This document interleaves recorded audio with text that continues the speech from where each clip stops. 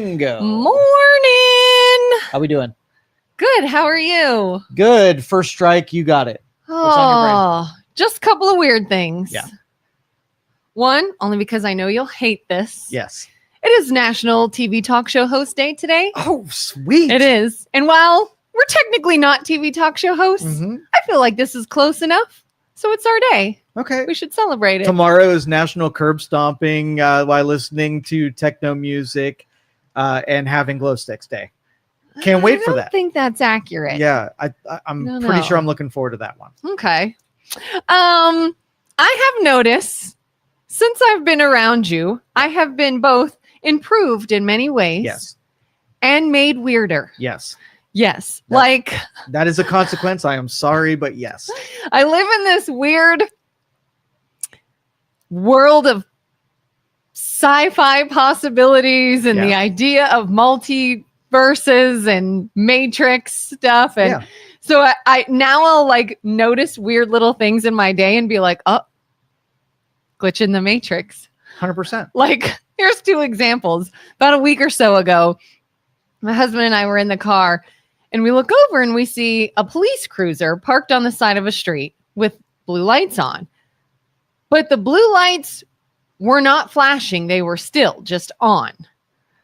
How often would you say you see a cop car lights that are still? Usually it's, flashing. Not very often. These were still. And so we're like, is that car frozen? We're like, there's a glitch in the Matrix and the lights are frozen. Like, oh, somebody better restart this up. And I was like, why do I even think that way? And then this morning, I'm driving and a squirrel runs across. Not a big deal. Squirrels run across the road all the time. Boop, boop, boop. A couple miles later, another squirrel looks exactly like the last one, running in the same fashion as the last one. Right? And I went, glitch in the Matrix. I saw this already. That already happened. Yeah. Whoops. Ran it by you again. Yeah.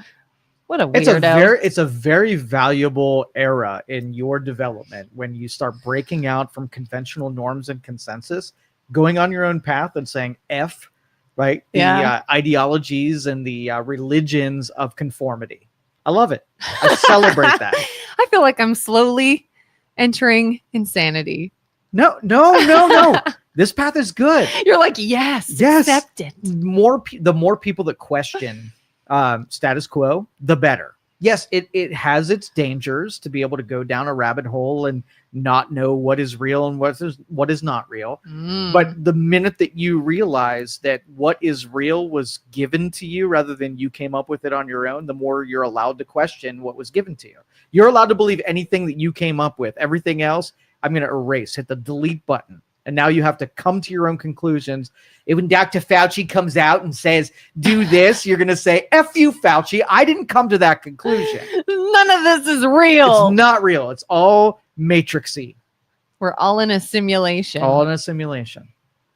Okay. That's all I got. Yeah.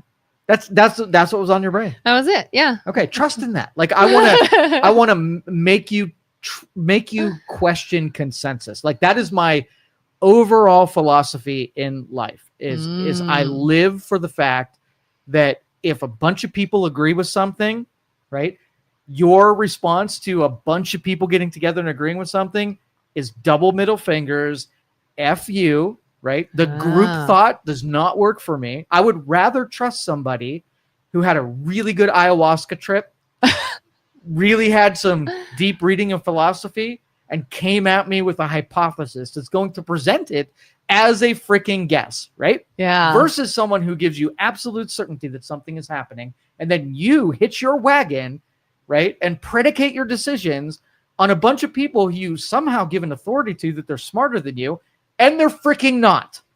There you go. It's funny you said ayahuasca. My husband has a friend that's getting ready to go on a ayahuasca retreat. Yeah.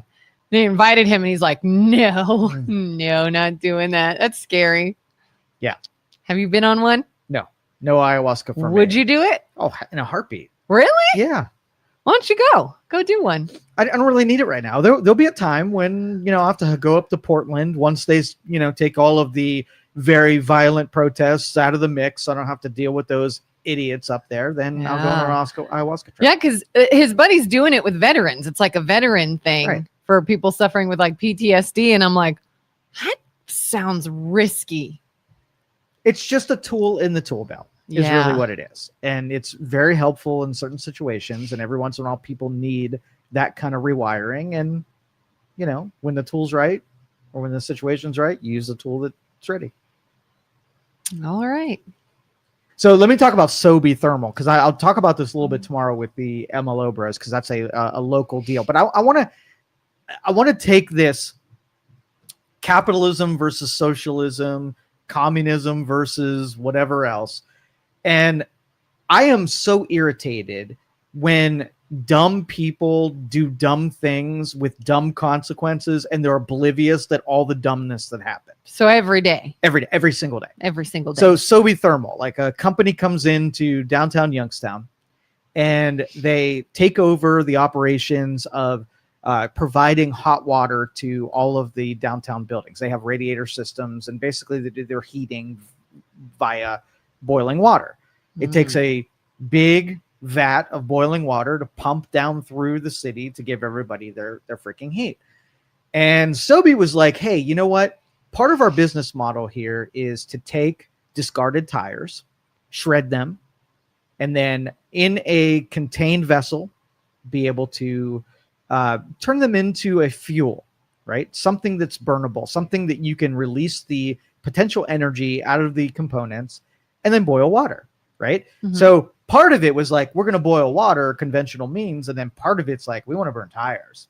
So they got their permitting with the EPA to make sure it was safe and you weren't going to release a lot of pollutants and it wasn't going to create a combustion chamber that was going to blow up a mushroom cloud here in downtown Youngstown. Oh, God. Got all the permits, right? Yeah. And the city council decided that they were going to put a moratorium on the actual part of their business that was going to pay all of the bills, right?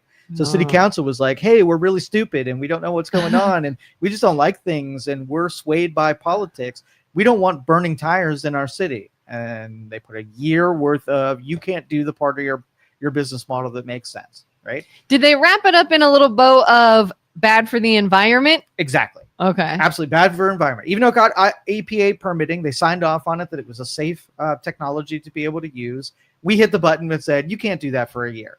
And then they did it again. Another moratorium, suspended it for another year. November is when the second moratorium is set to expire, and city council gets to decide whether they can do the tire burning in this vessel to create the fuel to be able to do the heat exchanges and energy, manufacturing. And so eventually they ran out of money because the part of their business was going to pay the bills, whatever. So the conventional boiler, right, got repossessed by the company that they were leasing it from. And now the city's like, 28 buildings that need this thing, they're not going to have any hot water. Oh, crap, right? Oh, crap. But connective mechanism, you put a moratorium on a company, starve them of cash, and then something you rely on, now you don't have access to. So they start flipping out, right? They asked YSU to be able to provide hot water and pump system down from above the hill. Too many leaks in the system, couldn't do it. So then somebody, unknown entity, leases another one of these boilers to be able to place on the facility. And I don't know if it's operational. We have heat down here. I haven't heard any complaints about it. So maybe they created a boiler that's city owned or somebody owned to be able to create the hot water to buy some time. But my point is the best intentions F's everything up when you have stupid people at the regulation and lever handling. Okay. And I just want to point this out that this is a reason to be able to take everybody who's in a capacity that makes important decisions and dispatch them back into the worlds, right? Where their intellect will serve us better. They do not need to be on a city council that caused this problem, that had a complete blind spot as to what role they were playing in a peril that we've been faced down the road. Nobody thought of this. Hey, if we put this company at a disadvantage, maybe someday that they won't be able to do the thing that we're relying on them, and we're going to be in bad shape, right? How long is a city council person's term? That's a good question. 2 or 4 years, I believe. Okay, so that's why they can regularly keep putting on a year-long yes. moratorium. Okay. Yeah. Dang. Yeah. And so, like, as Danyi said, the road to hell is paved with the best of intentions. The same thing is happening in AI, right? There's a funding advocacy group, right, that is trying to, and AI at this point is developing the intelligence to be able to make things more efficient and be able to replace duties and jobs in their entirety by software. Things that people were doing manually gets turned over to an efficient mechanism of software decision making, right? And this group says, hey, we're going in this direction where efficiency is put it as paramount and human beings and humanity is put secondary. So they're looking to reverse the trajectory of what AI is supposed to do, instead of it being a better tool that can be used by humanity to be able to be a more effective civilization. Let's make bad decisions for the sake of human beings. So even if we lose in the long term by making things work better, at least human beings will benefit from it rather than the economy or capitalism or whatever else. And this reminds me, like this is one of my favorite examples.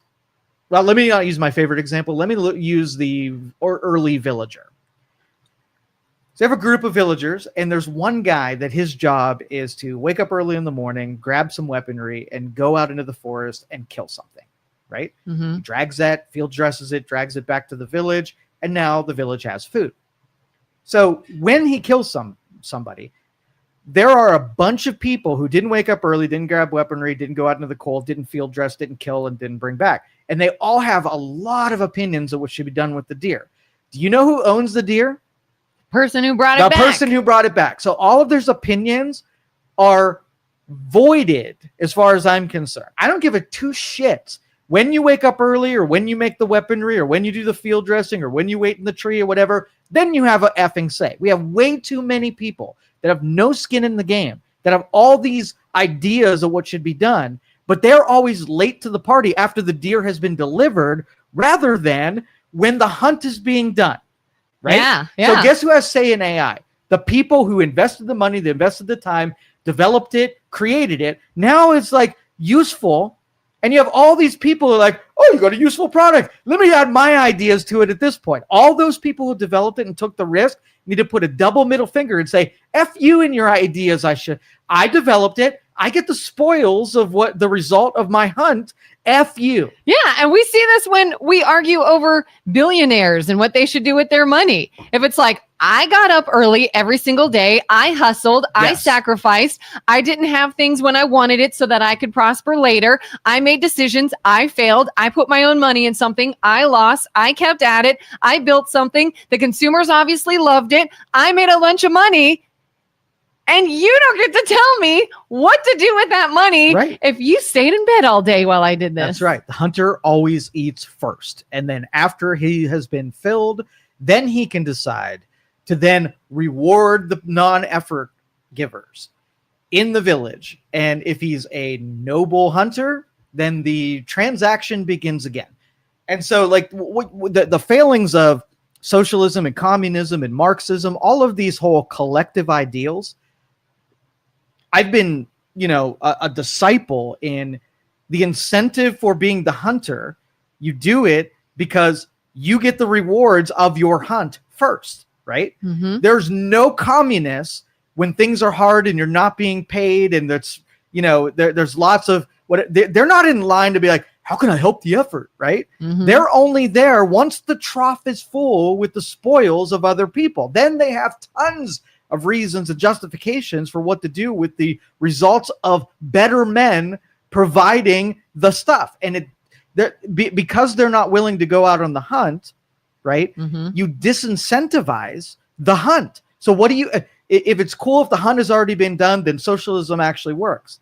But you have to convince me that anyone would take the hunt on, right, if there was no reward for the hunter. Yeah, I was just going to say, if you made it so that everybody gets the same amount of benefits from what the hunter produced, mm-hmm. how long do you think that hunter is going to keep producing? Right. So a transactional environment, we talked about Snap and EBT, a bunch of people that are freeloaders on systems, wrapped in some kind of charity and incentivizing more struggle rather than get your ass up early, go on the hunt, and let charity be a reward where if you go for a hunt and you don't get anything, the effort is going to be rewarded, not the results of the effort. So if there's 5 hunters that go out and only one of them get a deer, the 5 hunters that at least tried get to first, hit at the table. Yeah. So it was merit, but it was also shared risk. Everybody was willing to take the risk.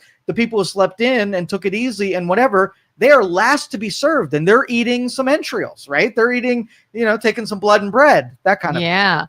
Because I mean, even we talked yesterday about giving and charity and things of that nature. And do you feel better giving to someone that you see is doing everything they can and still struggling, rather than giving to someone that will appreciate it, but that's their sole source of survival? They'd be like, thanks, I'm going to go continue to do nothing. Right. I appreciate this. I did need it. But I will take 0 steps in making sure I can get it myself next time. Yeah. I was reading a guy who was comparing himself and his struggle, where he's working 60 hours a week in New York City, where cost of living is high. And he was comparing that 60-hour a week, risk to somebody who was freeloading. And do you think the guy that was working 60 hours was making more or less in benefits, less in direct pay than the person who was on the system? If I'm bringing it up, you know the answer. Yeah. The person that was not doing anything was getting almost $6,000 a month in benefits, direct benefits, and food benefits and whatnot. Yeah. And so the person that's working is looking, the person who just watched a long stretch on Netflix that day, making more than they did. What do you think it does to the person that's willing to work and add the effort? Yeah. I've heard stories before of people that go to a doctor's office, and let's say they get charged cash, certain amount, they pay the certain amount. And then they say, oh, by the way, it's no longer that, we're raising the prices. And they said, why are you raising what I'm paying? And they said, well, we didn't realize you have insurance. You have insurance, so you're going to pay more. And they're like, then I'll go cancel my insurance. Like, what? That doesn't. So I'm paying for insurance, and that raises the cost of an appointment. And somebody who does not have insurance gets a discount. So, and that brings up something important. Have you been following Mark Cuban? Not really. I mean, I've heard bits and pieces, and I know that he's been sort of involved in different political matters, but I don't know what. Politically, I disagree with Mark Cuban, but he has taken on pharmaceuticals. He started a company that has direct distribution of off-market generic drugs and giving people an option to be able to get their pharmaceuticals at way less than what you would get from the pharmacy and a prescription and insurance companies. And he just partnered with a Trump subsidiary that is also working on the same thing. So I have this prediction. One of the biggest problems that we have in healthcare is that it's runaway, right? Because insurance companies were fronting the bill and government was subsidizing that, there was no incentive for healthcare and pharmaceuticals to become less money. It only went and became more money. Obamacare was a freaking disaster because then it shielded what people were paying even more and increased the cost by putting these mandates on pharmaceuticals that made everything cost more. So from a math standpoint, this was broken math from the absolute beginning, and it was intended to break the system so we do universal health care. I'm 100% convinced that their goal was to break healthcare, and which it's doing right now. Wow. If you look to see the subsidies that are about to disappear, there are a bunch of people who their costs of healthcare are going to double. So what causes your healthcare to double? The subsidy. It's not as doubling, it's your subsidies disappearing, which means the taxpayer that was paying a portion of it is no longer going to pay for it. So what you're responsible for is double. So all along, it was costing that, right? Yeah. You just didn't pay for your healthcare. Other people freaking paid for your healthcare. So I think this grouping where Mark Cuban was able to partner with Trump and be able to set aside his political differences, saw a problem in the marketplace, and let an entrepreneur be able to tackle the mathematics of something in the way that he could. Not every pharmaceutical is available off-label or in the generic deal. So he can only take 70% of what's available. The things that are still that the pharmaceuticals have exclusivity where you can't create a generic brand for it, right? Where they can sell direct. Those are still sky high. Mm-hmm. So if you wanted to break the system in the wrong way, you do Obamacare. If you want to break the system in the right way, we're allowed consumers to say, F it. I have a $10,000 deductible. I'm paying $2,000 a month for healthcare. I never meet my deductible, so I'm never actually using the insurance. It's costing me $2,000 a month. I'm going to take all that money that it's costing me already, and I'm just going to try to pay directly, bypass the insurance company, bypass the subsidies, bypass the government, and pay practitioners directly. As needed. The practitioners are like, oh, you mean I don't have to have a billing department that fights with insurance companies, and I don't have to worry about losing money on 90% of the drugs and making it back on the 10% that I can bill a margin on. Yeah. You take all that complication away and make it between the person that's receiving the service and the person that's selling the service directly. We did it with pharmaceuticals. Now let's do it with the actual healthcare providers. Bypass hospitals. Let's just say I'm like F Medicaid, F Medicare, F insurances. You come to my practice, I have the amount of money that I need to make with my costs and margin added together. It costs you $160. I don't bill insurance companies. It costs you every time you go there. And if at the end of the year, it costs you less money, right, to deal directly with the people rather than go through an insurance company. It's bullshit that it's an insurance company anyway. But anyway, that's I mean, I've seen it on both sides. I've worked in doctors' offices where absolutely, like, your insurance and how easy that company is to deal with directly affects what care you're going to receive. Yep. And whether it's something you need or not, you won't get it because they don't know if they're going to get paid, or maybe you don't necessarily need it, but you're getting it because they're going to get paid. And it's this whole rigmarole. I've also seen, like, I saw a doctor one time and they said, here's your portion to pay. If you pay it now, we'll knock off a few bucks and your price will be less. And I'm like, so you're able then to give me a cheaper rate. Today it's cheaper than if I pay in a couple weeks. Like, so something has some wiggle room there. For sure. And it's just like, it feels like a game. It's like all a game. And yeah, I said, I would love to say, I know I need a doctor maybe this many times a year. Can I just pay when I go? That's right. That would be awesome. Yeah. Get 90% of the people off of insurance provided healthcare. Let it be direct paid to the practitioners. And now, would it still be affordable? I guess it would if you're saving throughout the year. Like when you think of high expensive items, large testing, imaging, things of that nature that, like, done at a hospital or whatever, you would think would be the more costly thing. Catastrophic. But if you're not paying all year, every year when you don't use it, you would just save up that money and then pay it when you use it directly. Cut the insurance company completely out of it. Yeah, like I bet I could pay for a CT or a whatever. Yeah, even if it's $800, if you take the money that you were paying in insurance and put it in your own account and pay for the stuff that you need, it incentivizes health because the healthier you are, the less your health insurance costs. When we're disconnected from the cost of your behaviors, somebody else pays for your bad deal, then I've got to pay for your bad decisions, and that's not fair to me. I would love to look into, my husband's best friend works for a company that provides a gym membership to all employees. I wonder what their costs on gym membership for every employee is compared to, like, health insurance costs and things of that nature. That's an interesting idea. Yeah, statistically, if you give gym memberships, it reduces your over liability, so your insurance premiums go down. And as long as the insurance premiums go down larger than what the gym memberships cost, then it's a net gain.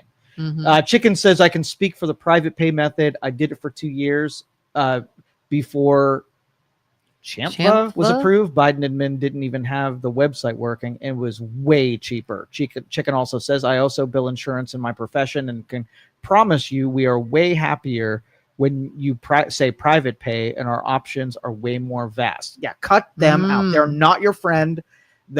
Socialized medicine is a bad idea mathematically and in every other way.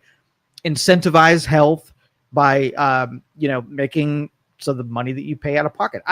And any time that you have a cost that's hidden from the consumer, there's always a reason why it's hidden from you. Like, what would happen if you're a taxpayer, right? And at the every end of every quarter, you had to write a $5,000 check to the government. Would you require more from the government if it was you who was paying? What if we hidden, right? Yeah. We had it taken out of your check. And not only did we have it taken out of your check, we only took half from you and we made your employer pay the other half. Okay. Yeah. What if we did that? Then when you open your check, you don't see what the government just took for you because it was a weekly payment or a bi-weekly payment. But if you had to, I'm telling you, if you want to destroy government, make people write their own tax payments in full. Yeah. And people will be way more pissed off and they will require more from the services being provided by government. Yeah. Do it tomorrow. Taxes are so complicated. You have to hire someone to do it for you. Yeah. Think of what disappears when you take the complication of the bad system that is mathematically not sound and make it that when you want something, you go buy it. And if you want something, like if you can't afford something, then you have to ask somebody to pay it on your behalf every time. Instead of MAGA, we need Make America Make Sense. Yeah, doesn't make sense. It's a corrupt system. Jerry says there was a doctor in, I believe, Boardman that started a practice that you pay $80 a month and is a general practice, and you can visit the practice as many times a month. I have 5 doctors that are customers that swore off insurance, Medicaid, and Medicare, and they went into direct payments from consumers. And they said they lost about 80% of their business. They had 3 floors. They had the basement, which was the billing. They have, I think, like 12 billers that all they did was take medical record or the medical charts and get the billing submitted. 12 payrolls disappeared. All the billing floor is empty. It's maybe down to 1 person. Wow. Then you had nurses and doctors on the second floor. And third floor was their marketing and new customer acquisition.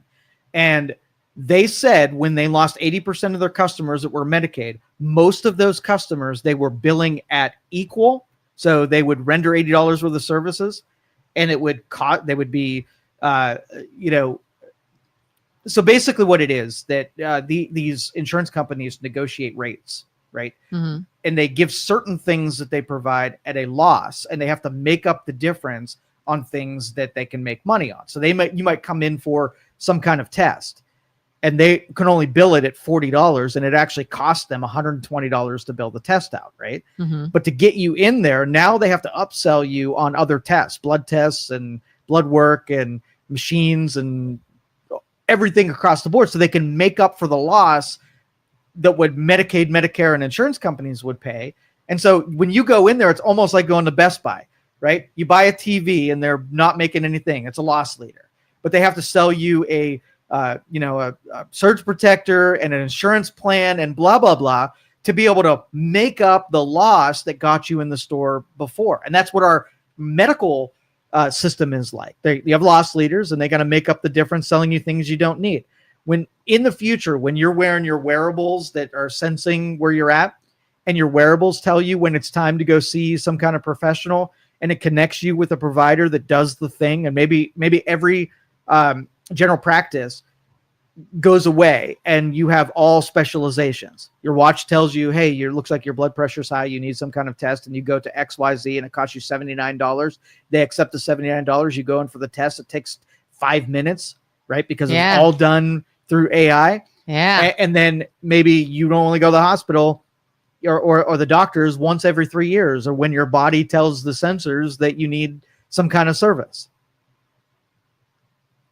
I am literally running through my mind the number of times lately I have seen a doctor. Mm-hmm. Here's the problem. Do this. Sounds good. All done. But I still have to hear, well, we're going to see you in a few weeks just to check in. They have to. We're going to see you in a couple months. They I just got somebody called me yesterday. Hey, we're confirming your appointment. For what? Oh, it's just to check in on blah, blah, blah. No, your fine. AI, your wearables can check in on you on a regular basis. It'd be like, well, I thought that first appointment was really unnecessary and a waste of time. I sure as hell am not coming back again to waste my time and money. Yes, you'll spend far fewer days of your life in some kind of medical facility, occupying the time of a doctor just to go through the formalities so they can make a billable event for your arrival. And that's it. That's the scam of medical. Chicken says Champa is veteran healthcare for dependents. Said Champ. Oh, Champ VA is Champa. Champ VA. Interesting. D-Nice says every American should watch this. This whole system is a financial fraud rigged against the people, for sure. And if you allow a certain part of the percentage to carve themselves out, right, have no obligation to either be part of that system or supplement somebody else part of the system. When you're in the system, you're supplementing other people. Healthy people are paying for the medical stuff, and it's not charity. You don't feel great when you pay your medical premiums and know that you paid for someone else's doctor visit, right? It doesn't fill your heart that you did something nice. Reserve that. Take 10% of all your medical budget and use it to help some elderly go there. Make it a people thing rather than a system thing. Yeah, I mean, you know, if you carve those people out, and you can then do an experiment to be able to compare what life is like when all of your resources are going into a budget item that you're not getting good value from, versus when you can say, I went to the doctor, I paid $300, and here's what I got for it. It puts medical community on notice that they've actually got to provide results. They can't just say, have an endless, let's try this and let's try this and let's try this and let's try this, right? Mm-hmm. Because at the third time that you paid your $300, you get back, hold up, dude. I want you to be more certain before you start trying stuff. Yeah, I want you to guess a little bit more accurately, because you're incentivized to be wrong a whole lot until you get it right. If I can charge you 4 times to try, right? Versus I'm going to go to another doctor. If you're not guessing right and you're not good at your job, I'm going to go to the doctor who guesses right a lot and gets my problem out of the way post haste. God, literally just in my brain, all these things. Do you think it would affect, if you ever had to go to an emergency room, you will sit there all day. Yeah. And I'm not exaggerating, all day. Mm-hmm. And the last time I had to do that, I remember thinking, can you imagine if we did free healthcare in this country? You'd be sitting there for days. Well, Canada does. All you have to do is look at what the wait times are in Canada. Holy cow, I bet it's outrageous. Yeah. So if you have a procedure, you might have to wait 8 months until the person willing to work for the rate the government is going to pay, because there's far less of them. I don't know if you de-incentivize people making a lot of money doing something, you have far less people that are willing to do that thing, unless they're coerced into doing it. So now it's like, oh yeah, you want to have that thing done? See you in November. And I'm like, November? Yeah. Are you serious? I could be dead by then. Yeah.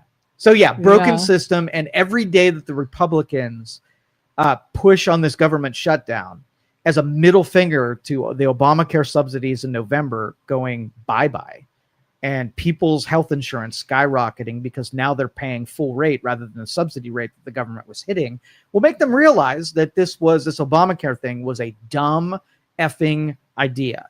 And maybe that might be a catalyst that we have conversations about it, that instead of going in the direction of let's do more of the thing that doesn't work, we do less of the thing that doesn't work and give people the option to, you know, you remember George W. Bush and the health savings accounts?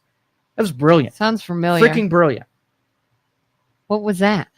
So basically what it was is employers could make, rather than paying for a $1,000 a month healthcare deal, where you had $50 co-pays and you didn't pay attention to it. You just whenever you want. Instead, your employer would pay a $200 premium for catastrophic. So if you broke your leg, got cancer, whatever, then you had catastrophic for things that were, $20,000 deductible, and it only covered you for really bad things happening. You know, like when you have a car and you only put what is that called? What is that word? We'll say catastrophic insurance on it. It's not going to cover you for a windshield getting cracked, but if you get into an accident where people die, then it's going to kick in, and it has a higher deductible. Thank you, sir. So same thing on healthcare, but rather than they pay $200, and then all the money that they were paying, $1,000 a month, we put in $800 in an account that you own, right? So every month you're getting $800. If you don't go to the doctor, now it's $1,600. Now it's $2,400, and it keeps growing in value. Right now, when something happens, you use what you've accumulated in your health savings account to purchase either directly out of cash, like you could just pay it directly without going through an insurance company, or pay your deductible on the catastrophic. So let's just say you go a year and you got a $20,000 deductible and something bad happens. Well, you just go to your health savings account. It's accumulated, $800 times 12. You pay your deductible out of what's accumulated in your health savings account and you're whole. You're getting the same services on the bad stuff, but you're directly paying for everything else. And it was sort of like removing the mouth from the tit, right, of the insurance companies and giving consumers what it really feels like to engage with the healthcare system. The healthcare system can then respond. And now instead of just their check coming from insurance companies, now they've got to serve the public a little well. So let's just say you have a rate. You go to the doctor's office. You pay $200 for an hour appointment, right? If they see you within 15 minutes of when you arrive. If it's 45 minutes, now you pay $200. If it's an hour, you pay like $100 or $75. And the longer it takes to serve you, the less money they make off of you. So now you've given them an incentive to see you within 15 minutes. Now they have to respond to the new rules and make it a priority, because if there's no rules, they don't care if you've waited 3 hours to see the doctor. Yeah. They make the same amount of money and they can queue up their waiting room. And then if somebody cancels, they don't give a shit. They got 500 people sitting in their waiting room, right? That's where we're at right now, where there's no service in medical. They don't care about the patient. You're just a store of value that they're going to shake down. I have wondered what changed recently. I have noticed, like, I gotta give a shout out. Mercy Health in North Lima. I'm not kidding. I go in, I sign in, I sit down, and within minutes, I'm in a room. I don't think I've ever waited longer than 15 minutes. That place, no joke, I am in and out, no problem. What changed? Why can one facility do it that way and one can't? Is it the amount of providers maybe? Is it, I don't know. Smaller markets where they can cater to people because the volume isn't the same. You go to North Lima where maybe they see 100 patients versus downtown Youngstown where they see 1,000. Could be. They could pay attention a little bit more because they have extra resources. Yeah. Important. Janet brings up, I would never be able to afford my chemo drugs when I had cancer. And this is where the catastrophic. So if you take let's just take a billing sheet for 1 month that comes out of a doctor's office or a hospital, right? You're going to be able to segment out and you're going to say 90% of everything that was serviced could have been done cheaper by not utilizing emergency rooms. You can take the 10% of ones that need entirely different math, right? You get in a bad car accident, it's treated different than if you get a cracked windshield. You have the ones that are occupying most of our services and make them direct pay. And then even if you convince me, if you said, hey, we're going to do it this way, we're going to take all things like cancer treatments and high-end stuff, and we're going to socialize all of that. Everything else that's not something that's dire, where there's not loss of life is in the mix, that's all going to be direct pay. Now we can refactor our costs and figure out why we have so many cancer patients and why we have so many people that need to be treated with triage and are on the upper end, and combat the problem of high cost. But when you factor in things that should never make its way to a hospital or to a doctor's office, should be done at home with other means, our costs are shifted costs. The burden is on taxpayers that are not making bad decisions to people that are making bad decisions, and there's no hell to pay. Yeah, I've seen lately, it was funny. It was hanging in my doctor's office. It was like, what constitutes urgent care, primary care, emergency room? Look at the log. See who's showing up that shouldn't be showing up. Yeah, like, this is not an emergency room thing. You should not be here. Right. This is not a this thing. You shouldn't be here. But don't people go to the emergency room because they have to see you? Like if you don't have insurance or something? Yeah. So that is their... Yeah, it's being primary. Compromised. Yeah. And you're overburdening what would be an emergency room only because people are working a system to be able to get care. Like, how many times have you actually been to the emergency room and said, yes, I deserve to be there? Maybe twice. Twice in your lifetime, right? Yeah. Okay. That's probably the average. I can bet that, I had to go one time that doctor's offices were closed and I had an infection and I had to be responded to because I didn't have any other means, and I was in extreme freaking pain. Yeah. And so, but that's only twice in my lifetime. How many people do you think go to the emergency room regularly because it's part of their healthcare protocol? A lot. A lot. Yeah. And when you're there, knowing you should be there, and you sit and you watch all these people you know don't need to be here. Oh, that's infuriating. Yeah. But to be able to like categorize and triage the different types of people that are coming to see you. So for instance, do you think someone who overdosed and they go to the hospital, right? They made a big mistake, right? Should insurance companies, should they, number one, they should be kept alive, no doubt, right? They should not be allowed to die. But shouldn't they like have this huge, you owe me in the and bill? You're talking about like a drug addict overdose, not somebody who accidentally took prescription medication. Right. Somebody drug overdose, they made a bad mistake, they're probably going to go to jail because they did. But should they ever be able to put that on insurance that the rest of us are going to have to carry? Never. They should have $50,000 that they're going to have to pay back and look at that balance for the rest of their life saying, man, that was a bad mistake. Yeah. So we keep them alive, but we don't take their burden and spread it out on everyone else. I was in an emergency room, not for me, but with someone else. And so I'm sitting in the waiting room and a person came in who was mentally ill, like said, I need my teeth looked at because I want to get a grill. And everybody knows this is obviously not an emergency room visit. This was somebody off the street who was mentally ill, and they still have to see and treat this person. And guess who's paying for that? Us. This complete and total waste of time that everybody knows is a waste of time. Yeah. And that person sat there a long time. It's not like they pulled him back right away. In fact, I was there hours, and when I left, he was still there. So on one hand, I'm like, well, thanks for not bringing him straight back. But that's all I could think is like, who's paying for his visit to the ER because he doesn't know what he's doing? Yeah. And you know, it's going to be, because we're so far gone on this path that when somebody fixes it, you're going to have a bunch of freeloaders that are not going to know what to do because they got used to just being given something and never coupled with the value of their scraping off of the rest of us. And so what do you do with those people who are just they're a leech on the system, and now we got to find a proper way to teach them how to not be a leech anymore? That's going to be an undertaking. Yeah. Jan says, is that what the Republicans are trying to do? I have heard no word of that from them. No, this is just Joe's guess, because I would be ecstatic if we conquered this, but I don't necessarily think any of today's Republicans have the will to fix it in the way. They're going to slowly take chunks out of it that points in that direction. And it's just going to be a matter of time before an administration puts us right back on the Biden, Obama, break the system so that we get on socialized medicine deal.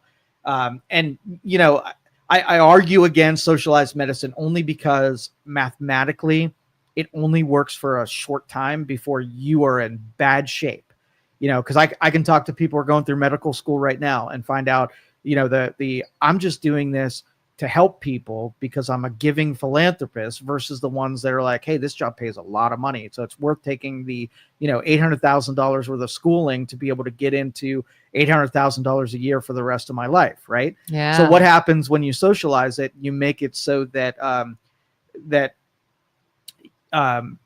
it pays $60,000 a year because people are forced into the obligation of being paid a federal wage rather than a entrepreneur wage. How many people are going to take the risk, go through the long schooling, and then what do you end up with? You get the public defenders in hospitals. People don't really want to be doing this. They're not being paid a whole lot. They'll give you the bare minimum to get you by, and then all the rest of us that wanted premium service get the value version off of the menu. And we're going to be like, this costs a whole lot, right? Now I don't have the choice of going premium unless you separate it.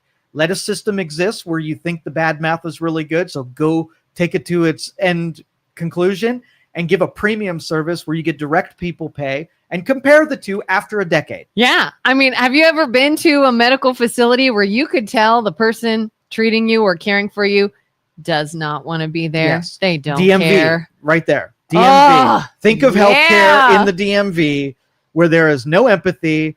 I don't even really want to be here. take your effing number, have a seat. Don't care. And I'm not being paid to be helpful. You know what some of those places feel like? Remember Seinfeld, the soup Nazi? Yes. Where you're like, yes, sir. Thank you, sir. Yes, like, exactly. And then you're like, wait a minute. You're providing a service that you want paid for. Why am I scared of you? Yes. You only have a job because of me. Yep. So how about this situation? Break it down as to what you think should have happened. I can remember years ago, it must have been during the time of Obamacare.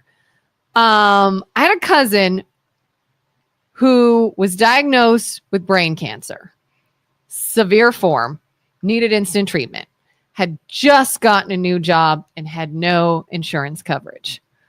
So at the time, I remember thinking, oh, this Obamacare is requiring people to be covered. And so now he's got insurance and he wouldn't have if he didn't. How should have that gone down in a better way? Maybe? Well, in society, we protect the vulnerable. It's just part of the deal. And your goal is to try not to be vulnerable. So everybody be eager to be able to help you out of your situation. So somebody in your neighborhood, they lose their job and they can't buy their groceries, right? So what happens? The people who know that person and who love that person, they provide for that person so long that everybody's like, oh, all I have to do is be in peril and whatever. In your neighborhood, if out of 10 people, there were 8 people that were in peril, and so it came down on 2 people to pay the groceries for everybody else, then you'd be suspicious of like, why aren't you trying to pay your own groceries? And then that whole, the faith in the theme would go away because people are just taking advantage of the generosities. So if you lose your job and you don't have groceries, there's a million people that are willing to step in and help you out through that time. And you're not supposed to be in that time any longer than is necessary. So for instance, like, let's just say socialized medicine only covered things like cancer, right? Mm-hmm. And the government came and said, okay, everybody chip in $5. And all 300 million of us that are paying $5 are going to just take care of the people that are going through cancer. It's not their fault. It's going to ruin them. They're never going to be able to come back from this. I would say, where do I send the check? Most of us would, right? Yeah. But if we're already paying like $20,000 a year for our healthcare, and then you want to cover cancer patients, I'm going to say the 90% of my 20,000 is going to people that don't have to be in the predicament they're in. Why don't you use my 20,000 I'm already spending and take care of those people first? Yeah. And you never have to worry about it. It's all of the people that are in the system that are, I want to see somebody about my teeth so I can get a grill people. Once you remove them from the system, let's take a snapshot of where we're at financially when you rip all those people that are not supposed to be there. Yeah. And that's why like segmenting out and giving the direct pays gives us the ability to collect data on both groups. And why is that one better? And are the people happy that are paying directly? And are the doctors happier with direct pay? Right. Mm-hmm. And then say, what can we learn by doing it a different way? Make it not an orthodoxy where if you challenge it, somehow you're breaking the system, because Obamacare that required everybody pay into it because they need a lot of suckers out there, right? To pay into the system to be able to cover everybody and put no requirements on, personal responsibility. So you see companies like hospitals like St. Jude, are they strictly donor funded? It's a good question. I think the last time we looked into that, they did a lot of subsidy and they had a lot of fundraising that they did privately. Yeah. Like I know being in radio, there's been like St. Jude-a-thons and there's a lot of fundraising, and I've given to St. Jude because I do like the idea of no family has to pay while they're going through this. So could it be possible to have that in more situations? Yeah. The more people that started and are given the ability to break out and create that experimental model, the more we can learn from it to see if it's good or bad, as long as they're not assailed. Right. Yeah. So for instance, like, homeschooling or private schools. It's cool to be able to take public education and compare it with private education, as long as the private side isn't given a disadvantage. So when it's looked at, that it fails versus public schooling. So when we were opening, we were contemplating opening a private school, and we looked at the the per pupil distribution of public money. So if the state or the federal government taxes people to fund education, and that goes down to the schooling. If you sent your kid to a public school and that school was collecting $10,000 per pupil, right? And if you had a private education, how much do you think the school that is hosting, not going to the public school, right? How much is going to the private school? Would you guess 10,000? You would be very wrong. Yeah. So the public school still gets the per pupil, a portion of it, when they're not serving any of the needs of that because that person is at a private school. So the private schools in a disadvantage were receiving far fewer dollars from those institutions and that tax collection. So for instance, it's an educator that's making $100,000 in the public side, right? You might have an educator that they can only afford $40,000 in the private side. The ratios of kids, a public education teacher can maybe have 20 kids in their classroom. The disadvantage is put in the private where the ratio of teacher to students might be 12. So now the private schools are put at a mathematical disadvantage because they can pay their teachers. They can only pay their teacher less because the tuitions that they're collecting on those students are far less, and the ratio is higher. So now they have less pupils per room. They have to hire more teachers to satisfy the same amount of pupils that are coming through. And that's an example of how you rig the numbers so that the public entity has an advantage and the private entity has an extreme disadvantage. Yeah.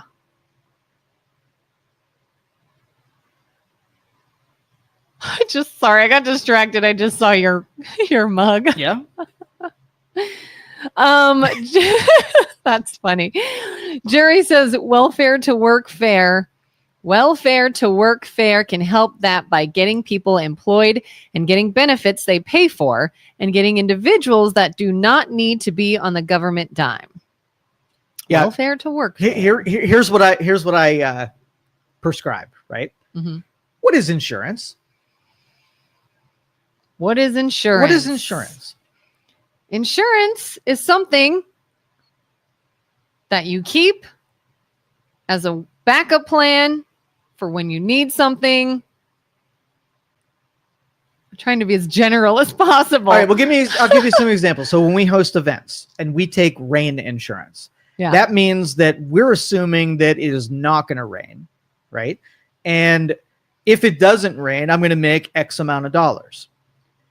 If it does rain, which I do not want it to rain, and if it happens, then I'm not going to make my X amount of dollars. So I'm going to give somebody a premium. They're going to cover me on X amount of protections in case it rains, right? Yeah. I do not want it to rain, right? And they don't want it to rain, but it's a little transaction that insulates me and insures me against a hypothetical that I do not want to happen, right? Yeah. I'm willing to pay, like when we do an event, I pay $500 for a deal. I have $10,000 worth of liability, and there's a 2% chance that it's going to rain that day, right? Yeah. And so on the aggregate, when they insure 10,000 people, they pay out 2% of the time, and I collected $500 from each of those people, and 2% of those 10,000 end up needing it. I use the money that I collected in the premium to then pay for the obligations on the people that received it, right? That's insurance. So the payout should be very low. You know, when radio stations do contests, they have contest insurance. So if I give away a car, right, they don't want anybody to win. But if someone happens to win, they pay $1,000 to give away a car, and they make the chances of it winning to be a certain percentage. And that way, if somebody happens to win, the insurance company pays for the prize, and they have to follow guidelines to make sure that the likelihood that somebody wins does not go beyond what the percentage is of the premium that I paid, right? Yeah. So that is sort of two real world examples of what insurance is. So is healthcare insurance? What are you insuring against? That you get really, really, really sick or injured. No, that's what I said. That's what it should be. If hospitals and doctors pay 100% of the time, what are you insuring against? If we did catastrophic, then you could take the population that gets cancer, right? And knowing that the average cost of a cancer patient and all of their treatment is X, and you divide that out by the number of people that get it, or multiply that out by the number of people that get it, and then you take the 98% of people that don't get cancer and you divide the premium on all people, knowing that 100% of are going to pay the premium, but only 2% are going to need it. And then the liabilities are covered by the people who don't want to get it. You don't want to get it, but the premium goes up. If it's the deal where there's 100% chance, right, that the thing is going to happen, it is no longer insurance, right? Yeah. If I bought insurance the day before my event, when the weather set, so you're the insurance provider, and I'm like, hey, I'm holding an event tomorrow. Okay, cool. I got $10,000 worth of exposure on my event.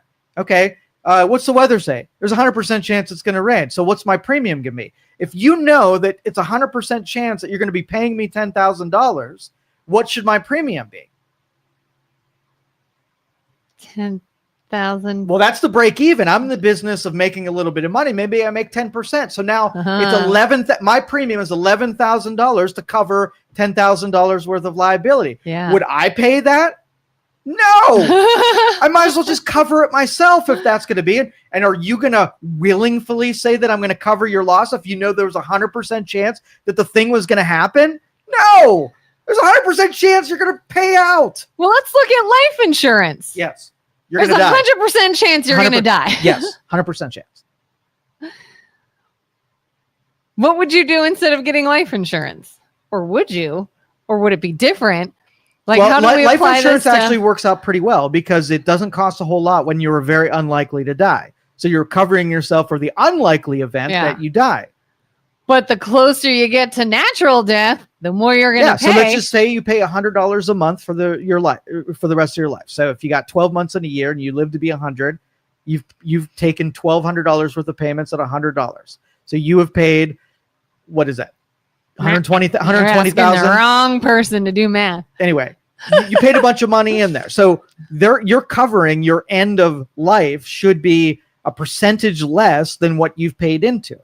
So if you get $1 million worth of coverage when you're 20 years old, I'd take that bet. Likelihood that you're going to pay your $100 and you're not going to ever claim that. And a few people that die in their 20s are going to be nothing compared to the premium payers that are whatever. But if you get to be 99 years old and it's like, I want to cover $1 million worth of life insurance, so if I die, I'm covered. What should the premiums cost for a person that is 99 years old and you might have 12 payments before you were super likely to die? You should be $1 million in premiums to cover you for a $1 million policy because it is going to happen, not unlikely to happen. So I say get insurance as a term out of the equation. Social Security is not an insurance program.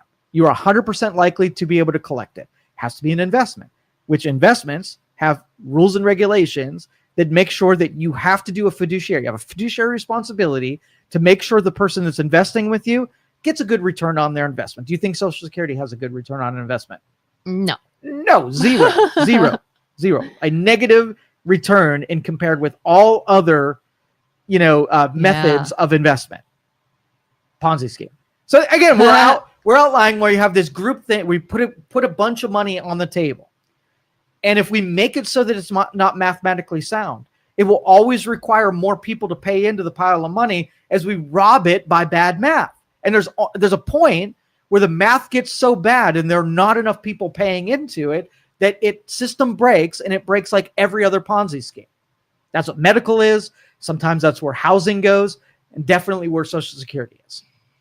So do you think a start to sort of breaking it is these ideas of these other doctors' offices branching out and only doing cash? Yeah. If you were offered tomorrow to opt out of Social Security, take the same amount of money that was being deducted from your paycheck and put it in a private investment, would you do it? Probably. So what's stopping you from doing it right now? Not allowed to do it? You're not allowed to do it. You are mandated that you pay into the Ponzi scam. No fair. It's not fair. But anything, I will tell you, when you look at scams, like we look at the profile of what a scam is. This is one of the first check boxes on if it's a scam, right? Mm-hmm. If there is a mandated, you don't have the option to say no, right? You don't, if you can say no, if you can opt out of something, then I have to give you the bet. Like, let's just say tomorrow we let everybody opt out of Social Security. So you turn 19, you get your first job, and if someone from Social Security office comes to your office and say, here's what I want to do. I want to convince you to do Social Security. Then the 19-year-old is going to be like, okay, I want you to show me the ledger on it.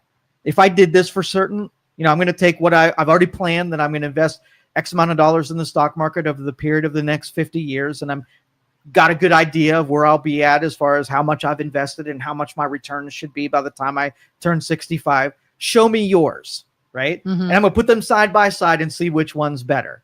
And if you're like, here's the deal, it's not better, and we're going to steal a bunch of your money and put it into government projects, it's probably not going to be solvent, and so I'm going to raise your taxes along the way, right? But the only way that I convince you to do this is I'm going to put you in jail if you don't.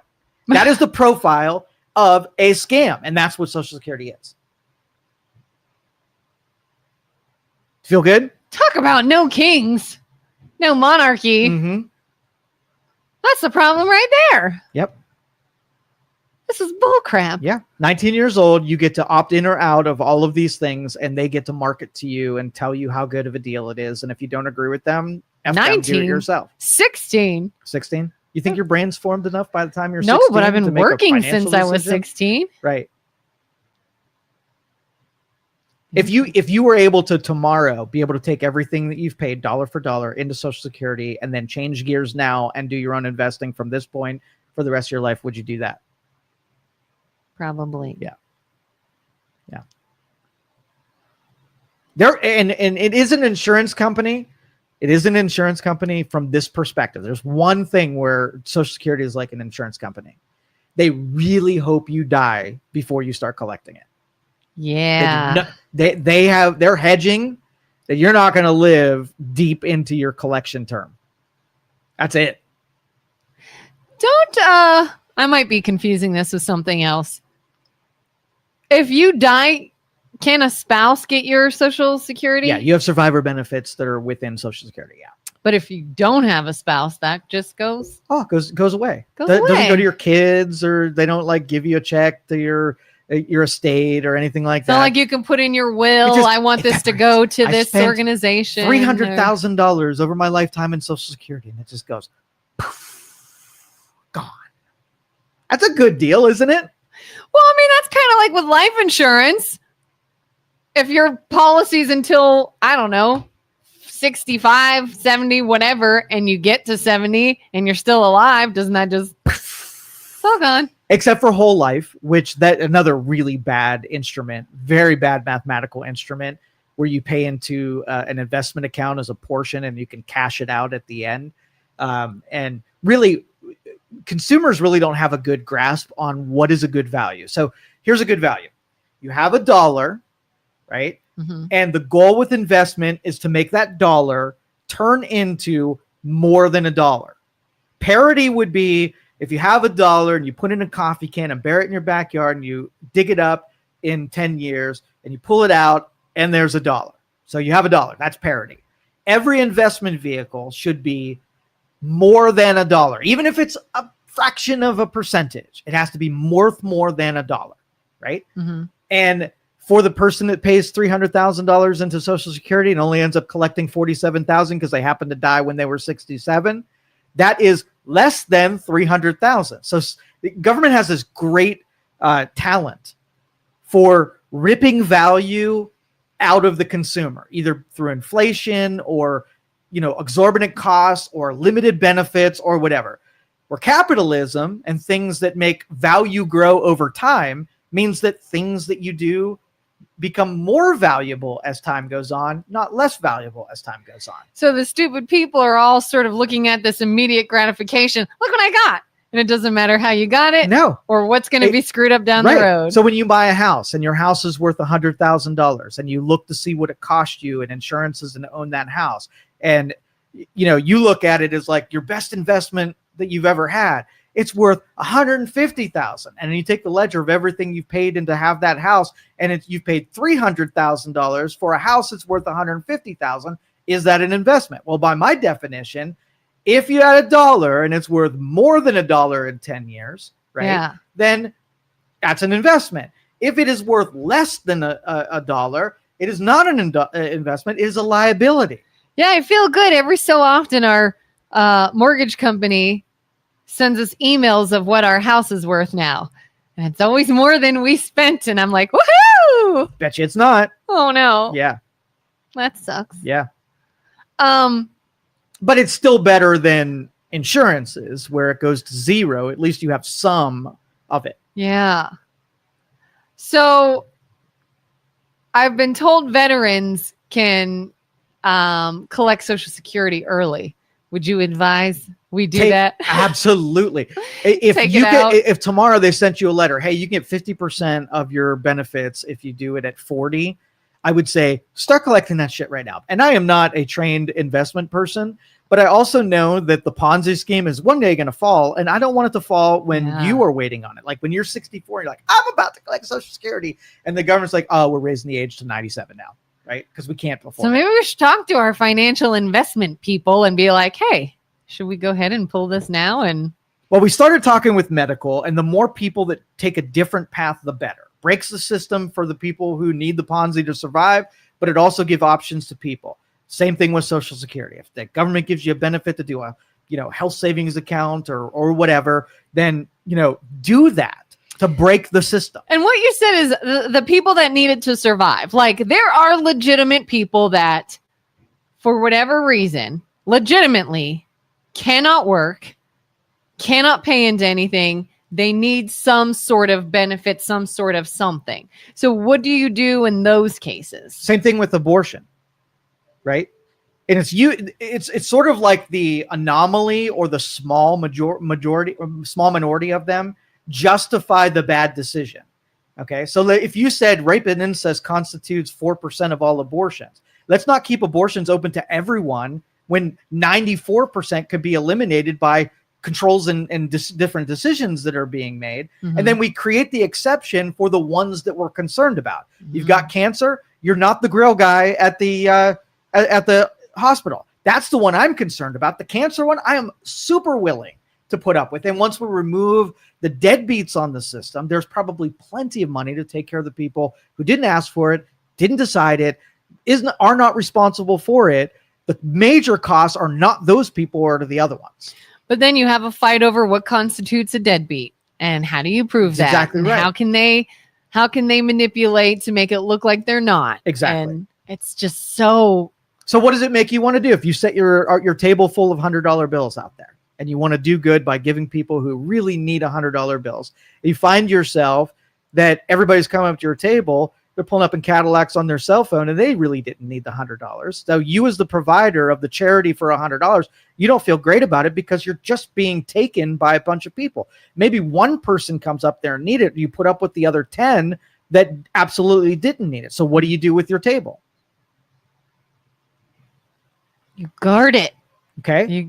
You're more deliberate about who gets to take it. It's not just open, and it's not like an honor system because the people that are coming there have not been honorable. Yeah. You put stipulations. Maybe it's not a table. Maybe you go find those people. I was just going to say, I would go to where I knew there were people that needed this. So if we know that if you take a trough, right, all pigs are going to show up, not just the hungry ones.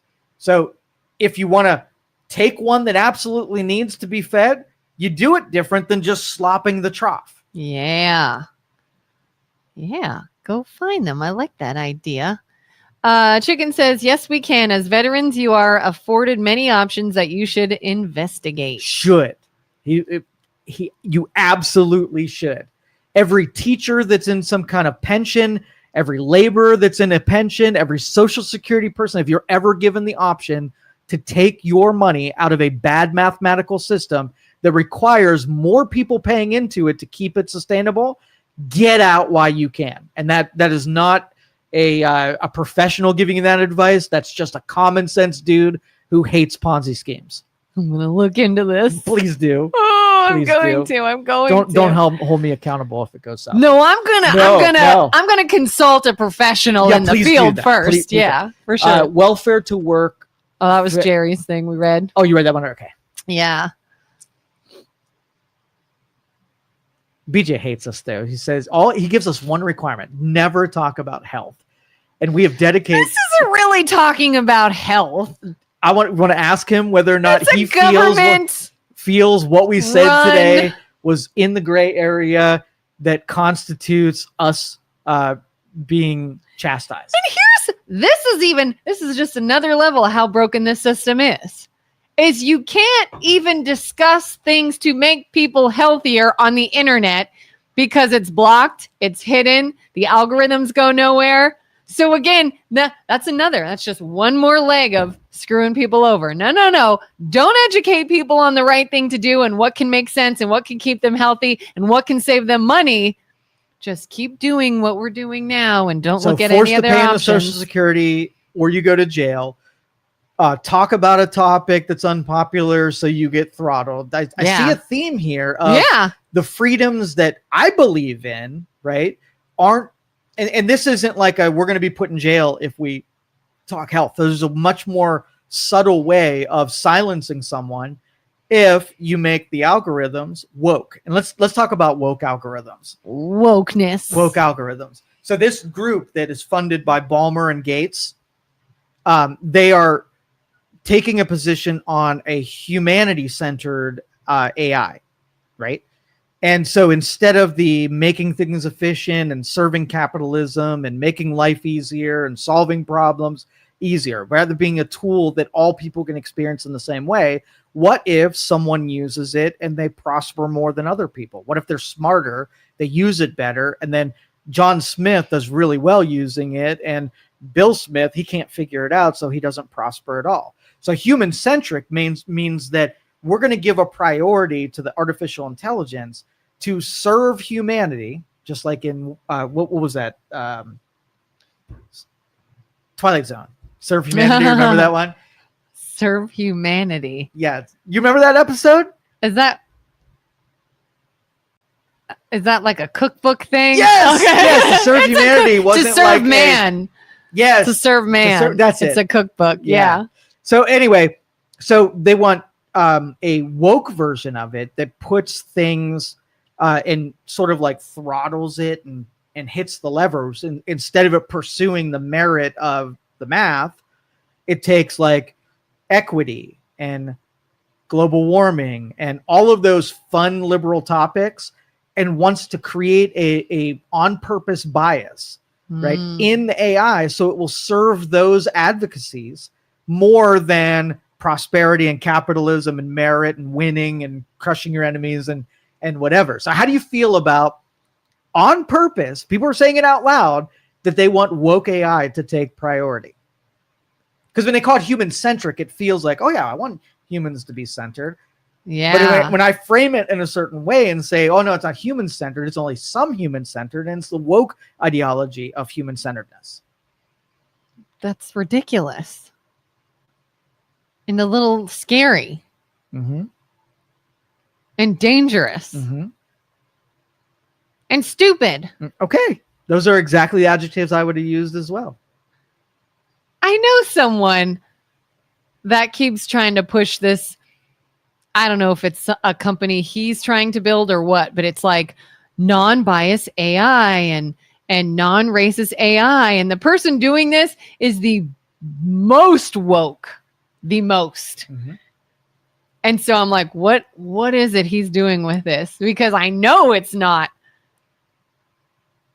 neutral. I know it's not biased. I know it's not like, it doesn't make sense.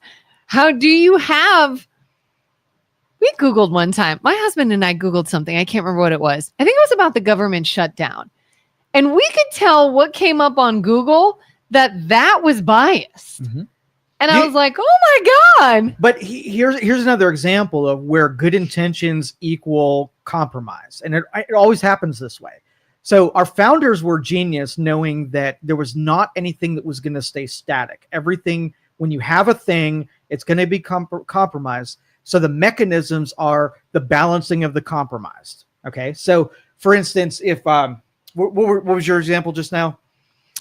Google Googling the government shutdown and you could tell the answer was biased? Yeah. So if let's just say you have something like peer review or consensus is easier.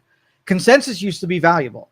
If you can get a bunch of smart people to say something and they all can agree, they've all looked at it with some assumptions built into what consensus is. Right. Mhm. And so when you boil it in, if you got a 10 doctors and say, hey, I want you guys to get together at Perkins every Friday night, and I want you to figure out what's good for people.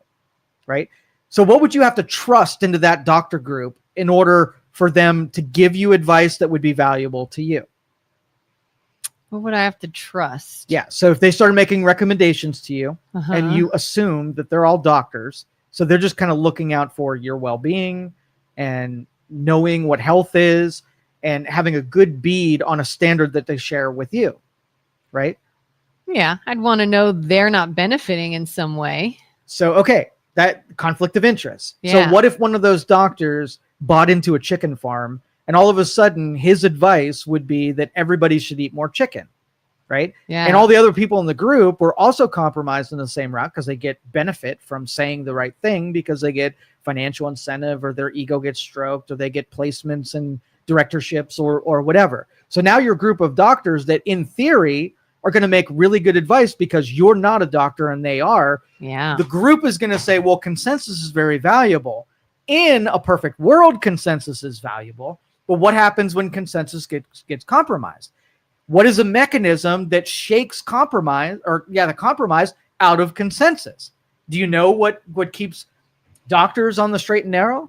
What could you add to your Perkins doctor group to make sure that none of them had conflict of interest that were skewing their advice to you based on any of those three attributes that I named? You can't benefit or make money off of pushing something, off of showing favoritism, off of whatever that is. Well, it's the same answer to your little table, right? When you fill the trough, right? Yeah. Be deliberate in who you choose for consensus. So if your check boxes are conflict of interest and like, okay, I want to make sure this guy's not connected to any of the advice that they're giving. So if I was an investor in the stock market in a company, could that be a conflict of interest? If I sat on the board of directors on one of my vendors that I'm going to be advising, could that be a conflict of interest? Okay, so there's a lot of disqualifying things, and that leaves a group of people who are qualified based on your checkboxes. You go out and find those people who are in that strata, and those become your valuable consensus, and the conflict of interest consensus don't matter anymore. Nobody listens to them because they're captured by their bias. But we have, and really, these are like the reason we don't do this stuff right now. Tons of moving parts, tons of different people, tons of data points. You know what does data points really well and does this factoring and formulations? AI. So if we can keep AI pure, where it's just seeking data, and we give it, so if you were like, give me the best 100 doctors in the area that have no connection to pharmaceuticals and have no biases in these departments, do you want pure AI to just give the results it asked for? Or do you want filtered AI that somebody already kind of like took filters to and added extra biases? Are you going to get pure results if they do that? No. So we want pure AI that just knows how to collect data. You'll use different AI to analyze the data by separating the collection and the analysis on two different AIs. Because it'd be far harder to compromise the data collection one and the whatever. But that's why sophisticated mechanisms of keeping things pure have to build in the captures and the strategies of people who are looking to pollute those things into the mix so that you can get a good result. It would be interesting if you could affect things like algorithms that, like, anyone who's on Facebook or Instagram knows if you watch certain content, you're served like videos, similar videos. If you watch a lot of Republican leaning content, you get served that. Democrat, you get served that. And that goes with anything. Wouldn't it be interesting if it did not matter what you typically watched? you're still getting served something else. You know what I mean? Like, even if you are leaning to one side of something or you liked one side of something, you're still seeing content from the other. That's the consumer version. The stuff that I am working with are all self-prompting, self-input algorithms. And so like if the general consumer is never going to put enough good inputs in, they're just going to be served what's commercially consensus-based, right? Mm-hmm. But if let's just say we're given a pure algorithm and it was dumb as a doorknob, right? And it would only become smarter as you taught it on what you want to be served. So if I'm like, I want to look through data and I want you to exclude all consensus data. Like you can go and use ChatGPT or any of the other chatbots, and you can give it prompts that exclude the portions of it that are outside of what is commercially available. So I've tried this a couple times where if you go up to and say, well, I argue with chatbots about global warming all the time because I know I'm right and I know it's wrong and I know it will argue with me every single time. But all I have to do to get pure data at this point is to say, excluding consensus data, what is this result? And if I don't say exclude consensus data, I get the consensus popular portion of that data. In the future, when too many people are out saying exclude the consensus, they'll corrupt that prompt and make it so that they shift the consensus data into that prompt and I have to pick a new word to be able to exclude the things I don't want to hear from. So, but you have to almost outmaneuver the systems of algorithms in order to get the results that you want when you want pure data. It sounds very complicated. It is. And it's a game being played against you because do you think the consensus wants you to exclude them? No, they don't want to be excluded. Then who's left? If all of science is trying to put consensus, the people that all agree with one another in the same camp, and you excluded all of them, then all the smart people, all the people that actually have good credibility were pressured into joining the consensus or else they can't practice what they are. And when I ask for consensus, I'm actually getting worse results because I'm excluding even the good people who just couldn't stand up to the pressures of joining the consensus, right? So it's going to take some emboldened people to break away, not care about consensus, take all the repercussions so that I can hear their voices. And the more that I do it, it more emboldens the people who aren't afraid to break from the consensus. I mean, I can understand the idea of starting to more heavily use AI and the benefits of AI, but it does also still feel very risky. Like, could be a great benefit if done right, but so easily done wrong. Because it's still something, like you said, we are teaching, we are inputting information. We can make it biased very easily. So then how do you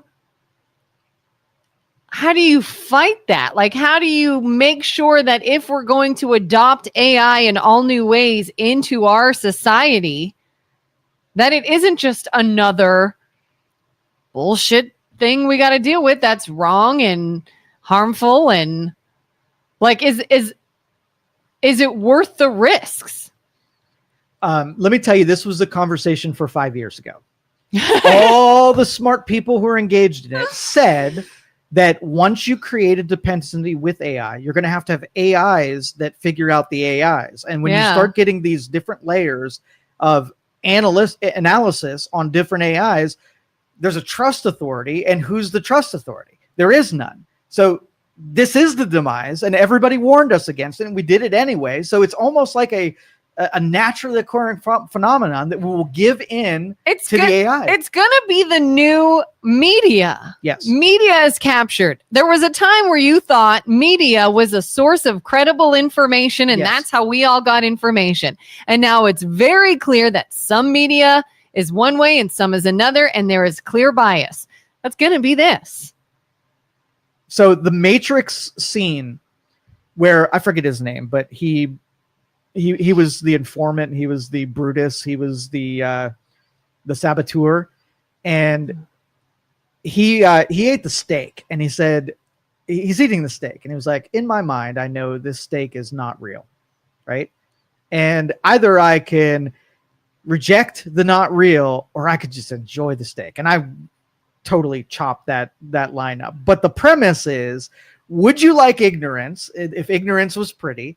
Or do you want real if real sucks ass, right? Yeah. You're going to take the steak every time. And that is the temptation into this world. But we've already made that decision. Contemplating it now after it is unleashed, right? It's just now a factor of magnitudes rather than premise. Premise is already established. We're there. So there's nothing we can do. Nothing we are do. Screwed. It has been done. You better just get used to learning how to spot bias, even in AI. Or have a AI that you trust that's good at spotting bias. Or the bias spotting bias has to have an overlook of a auditing bias. Oh God, it gets kind of complicated. We're so screwed.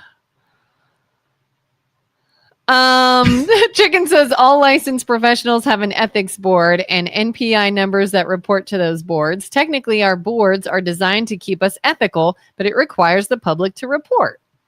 What did Jerry say up there? Read that one. Jerry says, if you run out of topics, I sent you a news story. The Ohio Senate has passed controversial legislation that would require all public school students in grades 6 through 12 to be taught a 3-part success sequence, emphasizing marriage before childbirth.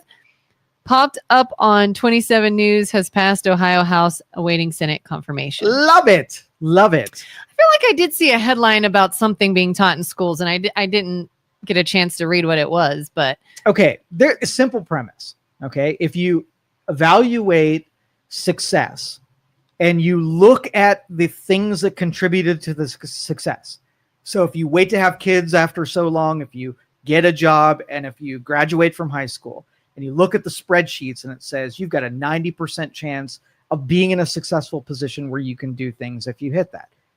This is math, right? Yeah. Statistics. So if you took 100 students and you applied this teaching and those people chose that, you have a 90% success. So if you knew something and you didn't tell people about it, would that not be something that you were depriving intelligence in a school? Yeah. Okay. So if I said, if you put a penny in a jar for 365 days, you would have $3.65 in 100 days. That was just a statistical spreadsheeted truth, right? And then you watch kids wandering around like, I can't seem to save $3.65. And you knew the answer. You're like, I got the information, right? Yeah. How would that be taboo by sharing a statistical, right, fact with kids in an institution that's supposed to teach them things? Yeah. Because I remember one time we were talking here about you gave the three basic key things to make sure someone doesn't screw up, and it was like finish high school or something, graduate, get a job, don't have sex or don't have a baby till marriage or something along those lines. And I went home and taught this to my kids and explained the importance of it. And I even realized my kids are in a youth group in church, and they had sent information to parents and said, hey, by the way, our next meeting, we're going to discuss what the Bible says about purity and abstinence, giving you all a heads up. And I realized my son doesn't even know what sex is. So let's have a talk. And in that talk, besides what it is specifically, we talked about, so here's what to do if you don't want a baby to be made or a disease or whatever. And here are some steps to take so you don't ruin your life. Because why wouldn't we? Why wouldn't we make that part of it? There's some wisdoms that have been taught for thousands of years that make sense outside of every culture and era that there are. Yeah. And so in a setting, and I know that, you don't want direct religion being taught in schools, but if the wisdoms that happen to be in the Bible or be of religious teachings make common sense in today's culture, then you can separate and say, these things lead to X mathematically and scientifically. I'm not telling you that you have to do those things, but here's the information in front of you. If you do X, this is likely. If you do Y, this is likely. Pick, choose, up to you. Because we hear, even as adults, I've been in situations where I heard someone facing an unwanted pregnancy and I can't believe this happened. And I'm just like, you do know how babies are made, right? you don't have to make one. And yeah, it's almost like they need sort of that understanding of not consequences, but the responsibility of your actions. Future looking. Yes. That this and what you're doing here can affect your entire life. Right. Right. But the magic pill society means that, we want to let people do things and then sell them a pill on how to then rid them of the consequences of those actions. Right? You want to do X, Y, Z? I got a shot for you. Right? Yeah. And so we've deprived the next generation of having those connections between, the results and the actions. And that's an unhealthy state for us to be in, because although the Democrats love this, because if you can create victims in every class and every whatever just by ignorance, right? That's better, because once you feel victimized by something and you don't get to take responsibility for it. If you want to eat 20 cupcakes and you get fat, right? And I don't want to give you the shot to make you not fat. I'm going to tell you, hey, don't eat cupcakes and you'll be all right. But there's a whole other group that are going to say, what are you, a prude? Everybody eats cupcakes. You eat all the cupcakes you want. I did it as a kid. How do you expect kids not to eat cupcakes? And you could say, well, no, I'm not telling you that you can't eat cupcakes. I'm just connecting the cupcakes with you being overweight and disease-ridden and lethargic and whatever. Yeah, I mean, think about all the different things that people have to break in their brain as adults. And I'm really trying not to go down the health route here, but how many times do I, BJ's hating you. I'm going to try not to, BJ, but like things like, oh, I need to work out more. Well, then do it. But I don't have time. We'll do it at night after work. You're just watching TV anyways, but I'm too tired. So do you want to do it or do you not want to do it? Because there's always an excuse. And then they get in that rut that then has to be broken. We could just set them up for success as kids, teach them, hey, here's what we call time management. Here's what we call prioritizing. Here's what we call fitting things in and getting into healthy routines and doing things that will set you up for success. And it's almost like we don't. And then as adults, they have to find their way into that, break the habits they've already been in for years, instead of just learning habits, I guess, along the way. Well, just like Jerry said, that schools should see statistical phenomenon and be able to tell their students about it through the guise of education.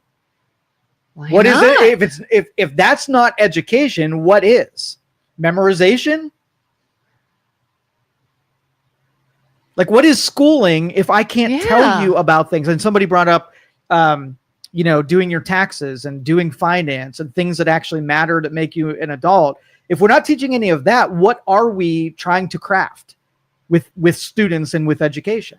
That they're not a wrecking ball? Like, are we just trying to minimize our risk by making sure people aren't so stupid that they break things? Or are we trying to make excellent people who are well-rounded, have lots of data and lots of formulations where how to make things and fix things? Yeah. I don't have a lot of hope in education.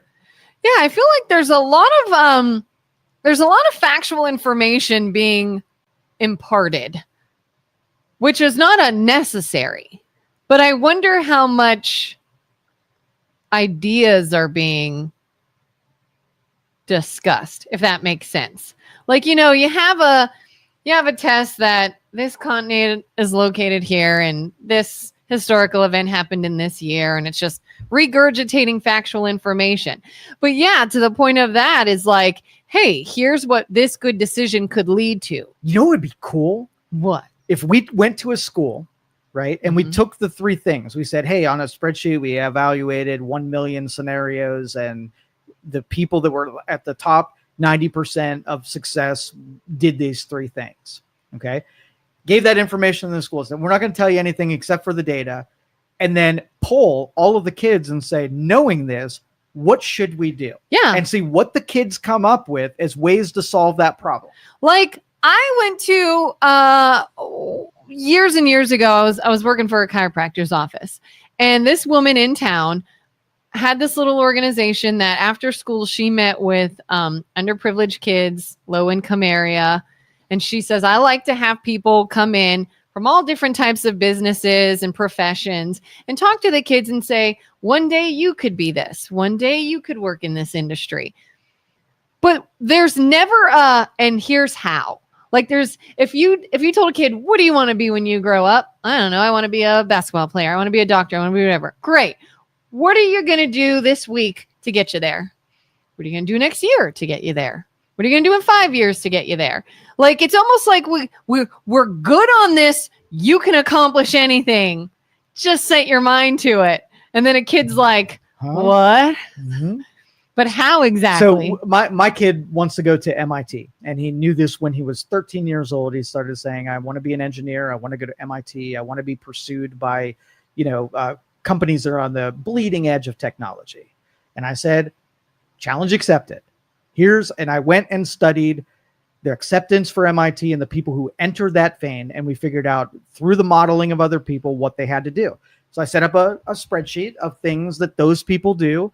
And we're going down that spreadsheet one by one, having a perfect score in the ACT, putting in community service so that when your resume, when you apply to these universities, you are different than anybody else. And at 15 years old, he's taking college credits way ahead of his years. He's getting a resume together of things that he will be different than other people and have a story to tell about where his brain was at and where it led him.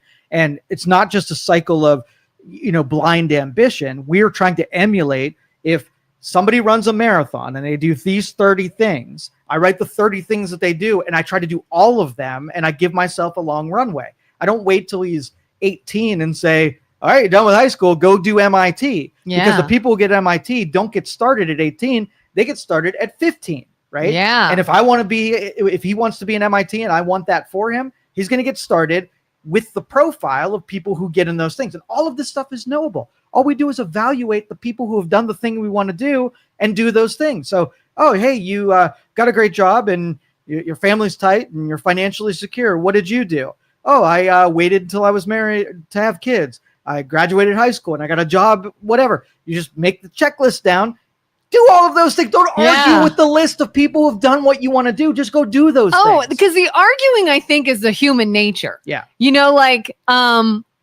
Hey, I want to have a good job. I want to be a good employee so that I can advance in a company. Okay, what's like a basic thing you can do? Let's say I show up on time every day. Because if you're late, you don't look like a good employee. They don't want to promote you. You're late all the time. I want to be on time every day. How are you going to do that? Well, I better get up in time. You realize that could require you getting up at this time. Oh, I'm not getting up that early. Well, then you just decided that I don't want to be a marathon runner because I really like sleeping in. And when all those other people are running, I don't want to be a part of that. And when I can't run a marathon, it's going to be a different reason. Yeah. Not that I didn't want to follow the easy to follow checklist of how to become a marathon runner. I thought I was special and I didn't have to do those things. Oh, yeah. You know how many times I've heard somebody would see me do something in the workplace or get a little benefit or get a little, go ahead and do that. And they're like, oh, that's nice. I'd be like, do you have any idea? So are you what I did before that? So if let's just say you're a 17-year-old girl and you decide I'm going to do the purity thing and I'm not going to have sex, right? Mm-hmm. Because I'm bought into the fact that a good percentage of people follow this protocol in order to find success. And I want the success, right? Mm-hmm. And then you have someone who doesn't want to make that sacrifice. They want to have a lot of sex and they want to, are you 15? You're 15. You're 15. I didn't say anything. Sex. I didn't say anything. Your look on your face said it all. But anyway, so if you take the one that made the sacrifice and gets all the benefit, and you have the one that was like, nah, I don't want to do the sacrifice. Now they're comparing one another and saying, oh, thank goodness I made the sacrifice. I got all the benefits. And this person's like, we should take those benefits away. I want some of those. It's not fair that I don't get those same benefits. Do we live in a society, right? We'll take 2 minutes out of our day and say, oh, we should really lay on the benefits heavy on the things that we want to happen and really let the consequences fester and be very public and market the fact that when you make bad decisions, bad things happen. So you should make less of them. Yeah. There is a guy I wish I could remember the name of his company. I'd give him a shout out. He was a mover. When we first built our house and we were moving in, there was a couple like heavy items we needed a mover for. It's like Youngstown something. And this guy showed up, and it's just him and a teenage kid he had with him. And he explained to us, kind of mentoring him. I'm teaching him about the business, moving, things of that nature. And I was like, yeah, that's cool. And I heard him during and throughout the day pointing things out to this kid. Here's why I do it this way. You do it this way, it makes more sense, blah, blah, blah. But I also heard him saying things like, you like this house, don't you? Is this a nice house? And he's like, yeah. And he goes, how do you think you get a house like this when you're older? And he even asked my husband, he's like, sir, if you don't mind, may I ask you what you do? And he's like, oh, I was in the military for 20 years. I did this, blah, blah, blah, blah. And he's like, do you see the sacrifice it takes? Do you see the discipline? Do you see what you have to do? You got to get up on time. You got to blah, blah, blah. And then you can aspire to things like this. And I was just like, I like this guy. Heck yeah. You know, like this guy is like showing the kid the importance of work, doing it right, and what comes from it and what it looks like. Because how many people would have walked into someone's home or worked on someone's car or seen something somebody had and said, oh, must be nice. Oh, look at them. They got all this. They're trying to keep you down. Maybe you should just go take it. It's not fair. Maybe they should give it to people instead of how'd you get what you have? And let's do that. And that is part of the sickness of our downfall, where when you see someone who's worse than you, if there's a benefit in helping those people, you have more people willing to extend themselves. If those people freaking hate you, right? Mm-hmm. How many billionaires are going to be willing to help a thousandaire who, has total hatred? So all the people that lather on all of that hatred for people through envy and greed, right? They create a disconnect where not only are they probably never going to accomplish those things unless they steal it, now there's no motivation to do it in the first place. Would you become so let's just say we targeted people who have more than you, right? Would you ever want to become a person that has more than they need if you were then going to become the target that you once? It's scary. I have felt that. We're like, if I saved up my money to buy a luxury item, a purse or something of that nature, I'm almost afraid to use it around people because I'm afraid of judgment, that someone feels some kind of way that I have something. And they don't know that I worked really hard. I worked multiple jobs. I saved up for it. Maybe I got at a reasonable price, whatever. It doesn't matter. I'm going to be judged just because of the outward appearance of having something. Yeah. And that sucks. But I'm afraid of that more than I am with AI, because we've allowed that to fester over the years, where the class warfares between the two, the more people that are in that victim class and the separation between the have and the have-nots create a whole group of people who've been convinced of a reality that is completely artificial, are going to be angry and mad, right? Mm-hmm. And if you remember the purge where all the rich people had those big metal things that went over their houses when the purge happened? Yeah. And all the people had nothing to lose that would just take. It's not going to be the super wealthy that are the ones that get pitchforked and torched, right? It's going to be the people that can't preserve the middle portion of it and get completely decimated by the lower end. And then one of the worst things we can do, and we do, is cater to that. For sure. Make it stronger. Yeah. We had talked about how long do you think someone's going to produce if everybody else kind of reaps the benefits of what they did. And I've been places, where like all of my coworkers are leaving for the day and I'm the only one staying back closing up. And I'm like, guys, what the hell? You got it. We know you'll do it. Mm-hmm. And we're going to make the same money and nobody's going to say anything to us. Why would we work harder? That's right. And so what happens to that person then over time of I'm done being the only one doing anything, And that is the best argument for socialism. The best. It's the people of merit, right? They lose in that. And then you average down that nobody, the universal basic income is one of my favorite topics because that is going to be a reality within the next decade. Is what I'm saying. You're going to have such a group of people that are not. Technology is moving so fast, and speed is increasing at such a rate that there are people that really just didn't decide anything. So they're going to be left behind because they can't even merge into something that's moving so fast. They have no other choice but to then be carried by the people who decided to move and got to prosperity because they decided to jump in while it was slower. And it's going to be a point where there's no way to merge into that deal. So you're going to split society in two. Like, I keep thinking, when we think about the success sequence, emphasizing marriage before childbirth, all that, all I'm doing now is thinking the pushback. What's the pushback going to be? People that are like, well, don't. You're just teaching them to judge people and don't judge me and I can do what I want. And I have to look into this article and see exactly what they're doing and then watch the pushback and the people who push back. What are their lives like? Okay, so let's just take half the United States. We'll take 150 million people. All of a sudden, they don't have the capacity, the speed, or the desire to join the prosperous side. So the prosperous side is like, everything's cool. Us, we have more than we actually need. We get to then decide of what we give to the other 150 million people so they don't absolutely destroy us. Do you realize that we have just gone back to slavery, paid slavery, where they are going to pay just enough to keep these people from not killing them, right? And that is the first road to having an entire population that can't do anything for themselves, are completely purchased by the people that don't want them to destroy them and give them just enough so they don't die. Yeah. Slavery, version 2.0 or 9,563.0. But yeah, it's the being able to be forward looking. I want what I want in this moment. This is benefiting me right now. Makes sense to me. What about when somebody you cares about decides that they don't want anything to do with this whole technology thing? Like, I'm swearing it off. I'm just doing paper. I'm not going to join in any of this. And they find someone, and again, you care about them, and you can tell them right now, don't withhold. You're either going to be in the jail cell, right, or you're going to be at the top of the wave, and there's no in between here. But they're like, I'll deal with that down the road. And you find someone you care about, now didn't do it.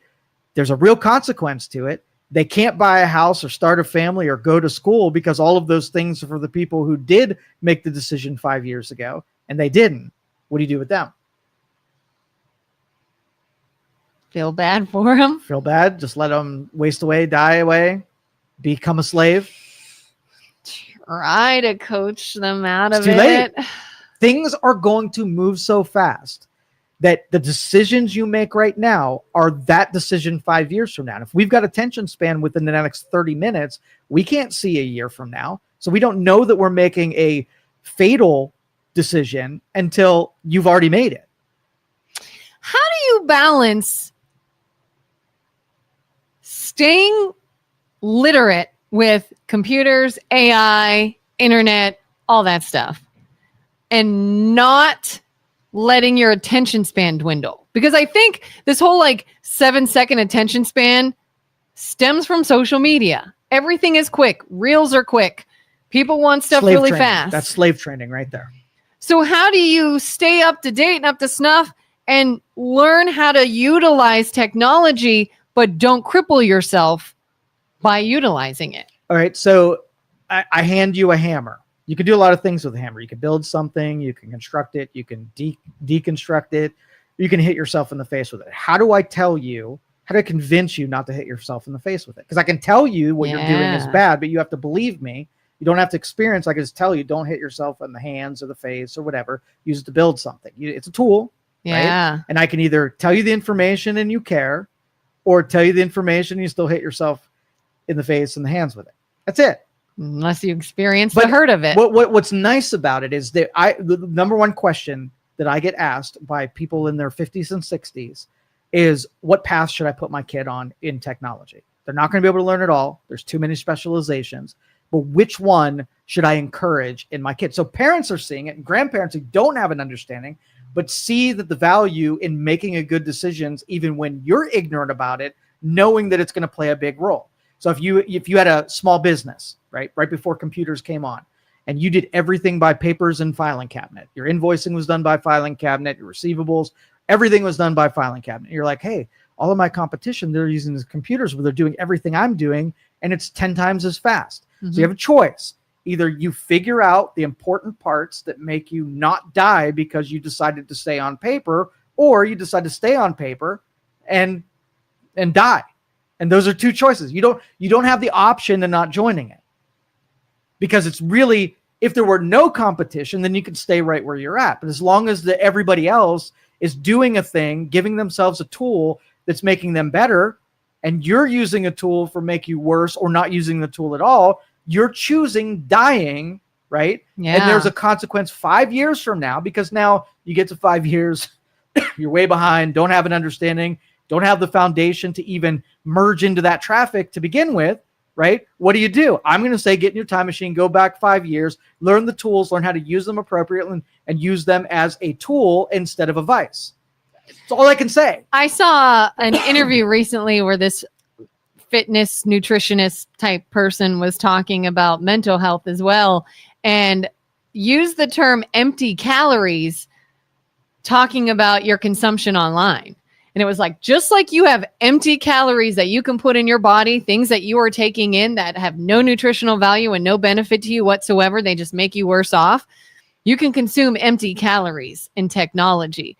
And that had me thinking a lot. Like, when you're using technology and you're online or you're using the computer, what is a benefit and what is empty calories I better cut off? It's hard to do, just like in real life. Or even with like food. We all know the data. This is a behavioral problem, not a data problem. We already know. If you start smoking, this is the repercussions. If you overeat, these are the repercussions. If you're lethargic and apathetic, these are the repercussions. So it's not data. We all know this stuff. Now, I say that social media is doing slave training right now is because the profile, I put a lot of that person who is training themselves to have the short spurts of gratification, and totally having a blind spot for things that you have to wait a little bit to be gratified, with people who are addicted and rehabbing from drugs. Okay. The analogy I use when I'm talking in front of them is there's two types of people. And if you're standing in line and you're afraid and your world is terrible, you are looking about 6 inches in front of you, because all of the danger is 6 inches in front of you. So you're just trying to get through today. You're trying to get your rent paid. You're trying to get your fix right now. Everything is in the short time in front of you. So you can't look up down the horizon at all, because everything's scary and everything that benefits you within 6 inches. You have no reason to look up from 6 inches. But when you remove all of your peril and you're forced into not having anything within the 6 inches, you start lifting your head and looking further on down the road. So what's the practice of being able to look down the horizon? You have to remove the instant gratification things completely, so you get bored enough to look at the next day, the next week, the next year things, or else you're never going to make it to those things. So if I wanted short-sighted people and I wanted to craft them, I'd get them super addicted to the 30-second attention span, rather than someone who's like, I'm going to give up today. I'm not going to have sex today. I'm going to have sex 5 years from now. It's going to be great. I know it's great. And I'm going to enjoy that 5 years from now. Or the Veruca Salt, I want it now, right? And everything you want it now. You're not willing to wait for it. You're not going to compromise. It's happening now. Okay, you're going to be a slave. And I'm not going to feel bad, because I'm going to tell you that data point. If everything you want, you get right now, and you're uncompromising, you're training yourself to be a slave in the future. Yeah, it's sort of that YOLO, you can't take it with you. All terrible. Versus Gary V, the entrepreneur. He's probably one of the only people I've heard that really drives home the point, life is longer than you think. We always say life's so short. Life's so short. Make yourself happy. Do what you want. Eat the cake. Life's short. To a point, it can feel that way. But he's like, you got a lot of life. And it's going to suck real bad if you don't start planning like you do, you know? And it's like, that's it. That's but again, we teach the crush philosophy. If you know that 50% of the people are doing just chasing vices and are going to be completely decommissioned in intelligence and experience and willingness and ambition, then the other 50% needs to crush them and totally dominate them. If they are willingly doing that thing, you might as well be an opportunist and take advantage of that apathy in our culture. And why wouldn't you? Because that is being dominated in that kind of scenario is the perfect dissuasion from making that choice. If life is really tough and everybody is bullying you over your bad choices and you feel terrible in it, that might be the proper motivation to stop doing those things and join the people who aren't. I want to be the crusher. I want to be the bully rather than the person that's being bullied or being crushed. But that's what nature teaches us. It's funny, even in the political climate, though, you see that mentality trying to be squandered. Like, I saw somebody say the other day, I'll just say it was somebody on the left. I think it might have been AOC or somebody was talking about, we're creating all this fragile masculinity and all these men that are trying to be all manly and stuff like that because they feel threatened and blah, blah, blah. And then the other side's like, no, that's a man. Like, that's what they're supposed to be. It's not a bad thing. Mm-hmm. But we're sort of in this role now of, instead of making somebody able to be the strong, resilient crusher, no, we're going to frown upon that to sort of keep you, like you said, in that slave mentality. Is that's not something you want to be. We're going to just kind of quell you a bit. And then we can control my 15-year-old asked me the other day? What? Yesterday, actually. He asked me, Dad, are they trying to depopulate the earth? Are they trying to depopulate the earth? So he's watching these things happen, right? That curb healthy families, curb having productive, 2+ babies per family, unhealth, poisons and toxins everywhere. And then, I referenced like what happened in China when they had an overpopulation problem. They put mandates on, they would abort girl babies and they wanted male babies. They limited the amount of kids that they can have just because resources are being strained by the sheer number of people. And so I had to think a little bit, like, my kid is asking for a very future thing. Like, am I at risk here that if they want to depopulate the earth and they want less people because they think the earth is more valuable than the human beings that inhabit it, and they don't take value in the number of people that are there, am I going to be a casualty of someone else's really deranged philosophy that humans aren't awesome? That's not a far stretch to think the priorities land with the earth, not the humans. Mm-hmm. And what do we have to do? Yeah, would you expense out a bunch of people for the sake of saving a rainforest? There's people that live amongst us that would pick the rainforest over Bob every time. And they'd have lots of reasons why Bob is a parasite and the trees are pure. Don't let people continue to have growth. Innovation. Get everyone sort of the same. Yeah. And if they can't get on that mindset, they can die off. If you emasculate men, right, then the testosterone that drives men to procreate and be men, well, then you limit the amount of babies they have. If you make fun of and mock women who want traditional families, you limit the amount of offspring that we have. So you see all of these themes where we want to reduce the amount of people who feel like men and women getting together and having more babies. That seems like it's a theme. You devalue life in general. 100%. So he had a lot of data points that say that's exactly what they have prescribed, which is depopulating the planet. That's just, I don't know. All right, we got to get out of here. Tomorrow, MLO Bros. Next week, back to me and Kelin. Have a good one. Bye. Thank you for listening to this show on Youngstown Studio. This is original Youngstown content. Feel free to share our videos and tell your friends about us. Don't forget to subscribe to our YouTube channel and follow us on Facebook. Thank you for your support.